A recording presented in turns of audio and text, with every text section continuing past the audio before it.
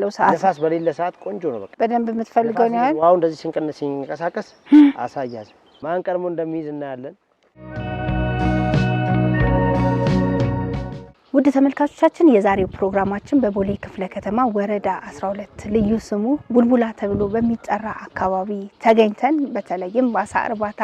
ስራ ላይ የተሰማራን አርሶ አደርን የስራ ተሞክሮ ነበረ ስናስቃኛችሁ ቆይታ ያደረግን በተለይም እንግዲህ በከተማችን ውስጥ አሳን ማርባት ከመቻል ባሻገር እንግዲህ ማህበረሰቡ ጊዜን የሚያሳልፍበት የሚዝናናበት ቦታን መፍጠር የቻለ አርሶ አደርን ነው የስራ ተሞክሮን ስናስቃኛችሁ ቆይታ ያደረግነው በተለይም ከቅርብ አመታት ወዲህ ደግሞ መንግስት በዚህ ዘርፍ ላይ ትልቅ ትኩረት ሰጥቶ የከተማ ግብርናን ስራ ውጤታማ